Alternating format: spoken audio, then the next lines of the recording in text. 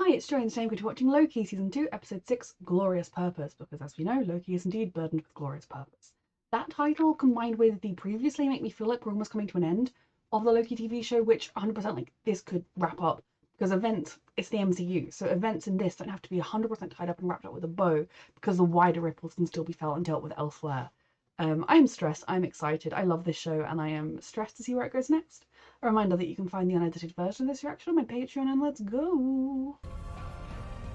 How do we get out of this? Because I feel like Loki needed to travel back slightly further in time. He time slipped into himself. What's the plan? What could we have done differently? Oh yes, of course. Again. He can travel with his... Okay. Keep moving. Let's go faster this time. We're gonna keep doing this until he gets it fast enough. You need to be a lot faster. Earlier. Yep. This is Victor Timely. Victor Timely, this is Ouroboros. Guess what? The TVA handbook, you both wrote it. Isn't that amazing? Get down the gangway as fast as He's you can. doing his It'll best. take some doing. It's not going to be easy. A lot of temporal radiation. Everybody follow. How many times has he done this? I mean, I really had to know. How long would it take? Decades. Centuries. Is he gonna spend centuries learning? Fuck. This shows you his true, I mean obviously there's kind of no other choice, but his true kind of character, because he is willing to suffer and be miserable in order to try and do the right thing. He has had a lot of development just like he did in the main MCU. This show really brought out his inner nature quicker. It is absolute, yes. Whatever you do not set the multiplier down. It will roll off the gangway. Okay? Don't forget. These are all things that have happened before. Get going. Primary compartment. Won't it overheat? No, it's not going to overheat. Because we don't allow it to interface directly with time. He is a tech god now, quite literally. It will allow them. If you stop, you die.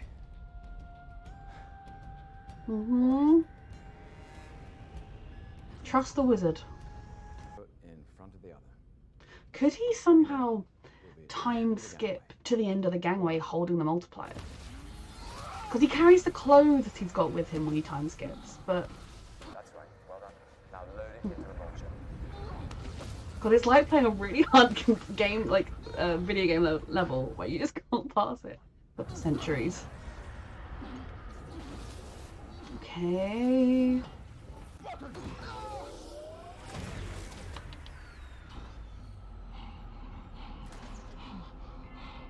He docked?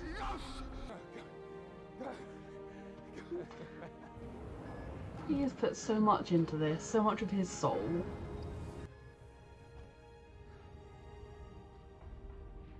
Did it work though? It's working. Oh, that looks like after all of that, the thingamajig didn't work. You did it. Wait. Oh, it's not working. No, they're just off. Oh God. Can't be. We increased the throughput. Not The multiplier enough? was perfect. Or is this kind of like destined to Increase the happen? throughput. So no matter how much we increase the throughput, All those centuries. enough. As soon as the timeline started branching, this was doomed to happen.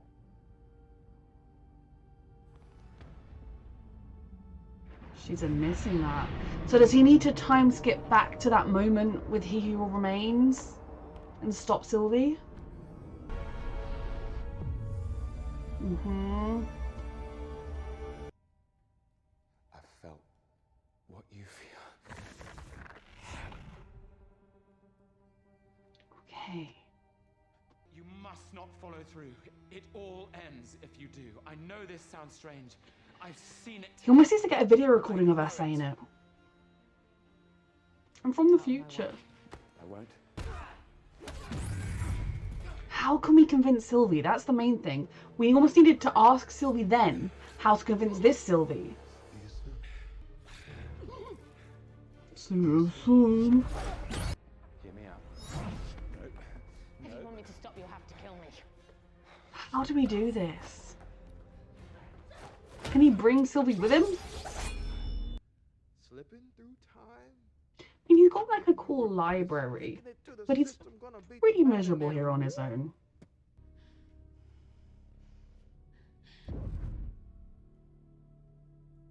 Figured it out. And what makes you think this is the first time we've had this conversation? Is a failsafe. When the loom is overloaded with branches, Can we just turn off the loom? deletes the except the sacred timeline. Get rid of the loom. I'll change the equation. I'll break your loom. The loom prevents a brutal war where nothing survives, Loki. Not even the sacred timeline. There has to be an alternate Let's try it this way. option. I made the tough choices. That's why I get the big chair.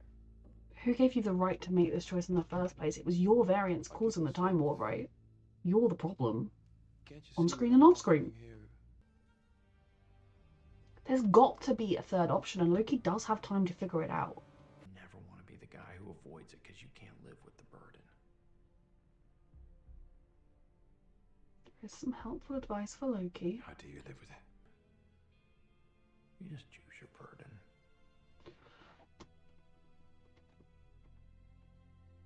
So it kind of comes down to definite evil in the short term, which would be killing Sylvie and allowing multiple other people to be killed and genocide of timelines, etc. Or possible, but according to He Who Remains, definite war that will kill everyone. But then maybe things will be different this time. Maybe the war wouldn't kill everyone, or we could stop it.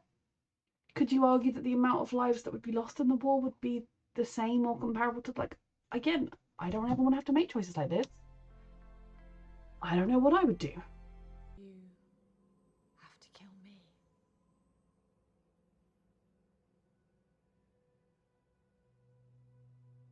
Can we get Sylvie to learn how to time slip somehow? That would also solve things. What good is free will if everyone's dead? And who are you to say we can't die trying? Who I are you s- to decide we can't die fighting? Kind of agree with Sylvie, but I Replacing also agree with one Loki. nightmare with another. Like, I think the Because hope, apocalypse is Loki. potential future would be the I've lived thing through to enough of do. them to know that some There's a hope that you can replace that thing with something better.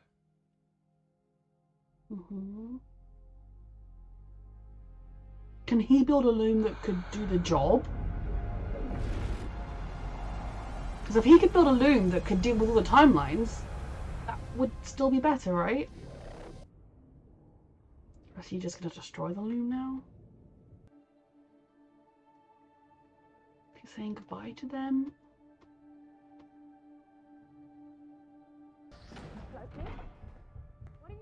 No suit or anything. I know what kind of god I need to be. For you. For all of us. He has come so far. No protective suit? Is he, like, I guess is a little bit able to withstand it? More than the average human? Loki.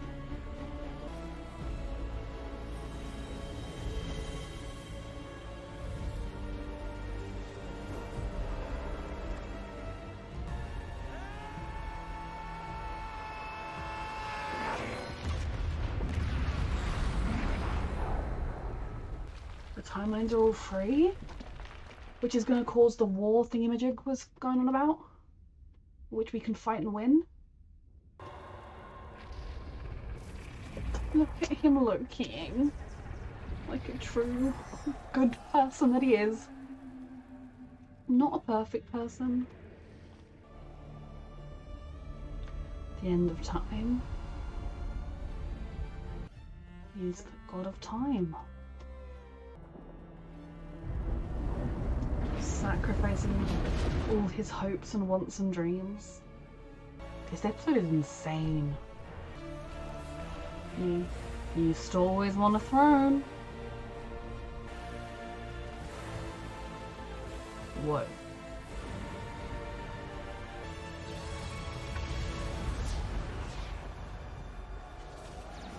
Giving life to the branches.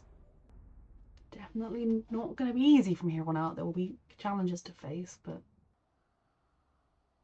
stunning. What is the purpose of the TVA now? To look out for the Kangs, or? To the war room? I guess one of them caused a little bit of a ruckus on 616 adjacent realm, but they handled it, so we're all good for now. That's all we can ask for. The TVA to look out for him is a decent enough thing. Yeah, I'll meet you up there. Comparatively to what it was.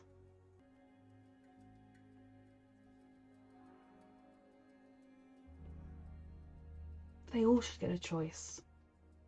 And potential new recruits should get a choice. Like, You think the TVA is gonna miss a tired, washed up old I mean, analyst? yes. Cold.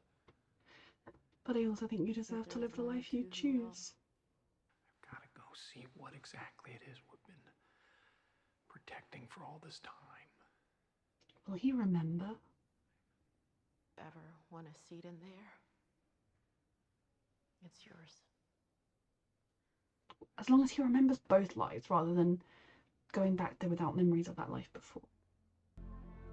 So far I'm liking this ending, although I'm very, very sad about the idea of Loki just spending all of existence alone.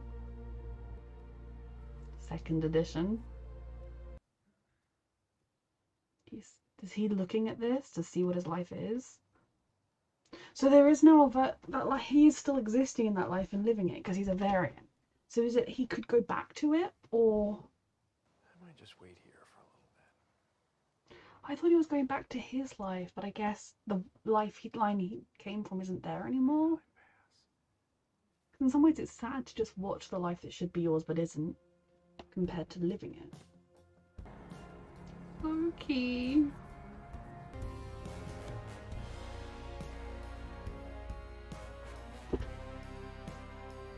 I have such complicated feelings right now.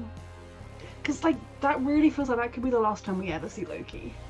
Because that's in lots of ways, the perfect ending for his character. And in lots of ways, a terrible ending for his character. Though still a good ending, if that makes sense. Like, the best worst, the worst best ending. Because, you know, it's kind of calmer in a way, like he's got the throne he always wanted, but it's nothing like how he imagined. He sacrificed everything for the greater good. He sacrificed to give people a chance instead of to control them. He gave up things that he might have wanted, like his having friends, having family, having a life, to make sure everybody else gets that, which when you think about some of the selfish things Loki did, it's really making reparations for that and kind of showing you how far he's come. But on a personal level, as people who like Loki and who have seen who he really is, and it's such a sad way as well because he is so very alone and it's not like anyone could visit him or whatever. So I have such complicated feelings about it. Like, it's a beautiful ending, yet I also kind of hate it. But I don't actually hate it, if you know what I mean. Like, horrible. It's the end of the series, so there might be one. There isn't. Right?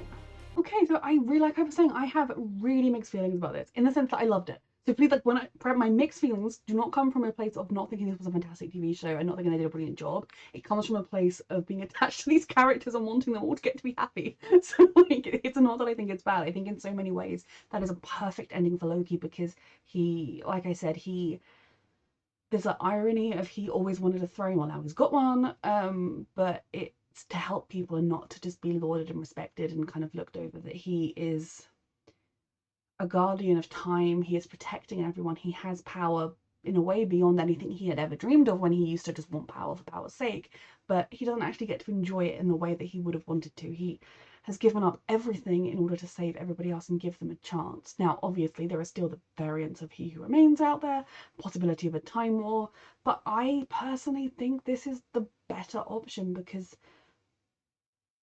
surely it's not as cut and dry as if there is more variants pop up of He Who Remains, everything will end. Like, that's just such a kind of excuse, especially coming from one of the variants of He Who Remains, because that's technically all he is. He's a version of He Who Remains, a version of Kang, whatever his name is.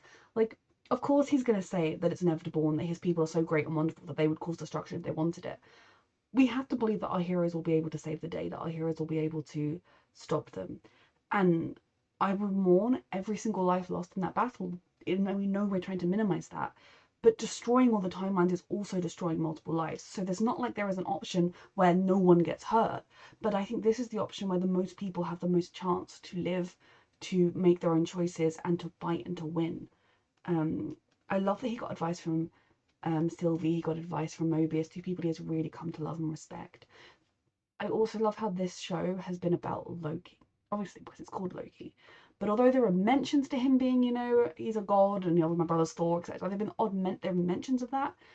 It has been about him because naturally the other films he's been in have been called Thor, so obviously they weren't going to be all about Loki. But you really kind of saw him without that kind of internalized competition, or without even thinking about whether this was going to give his brother approval or show his brother who he really was or any of that. It was just Loki at his core, figuring out what mattered to him and figuring out who he was. And it was a pleasure to watch, and it was lovely, and it was such a fun series. You never knew where it was going. And like at this point, I'm talking like the show is over because I really feel like it is.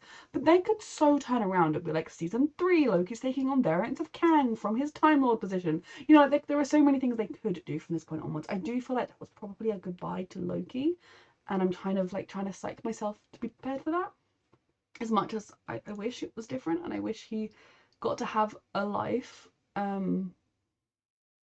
Because obviously in the main MCU timeline, Loki died. And we were all, I mean, a lot of us were hoping there was some sort of sneaky trick he was doing, but ultimately he did die. So it would make sense for this to be a goodbye to Loki, even if it is a tragic one in so many ways.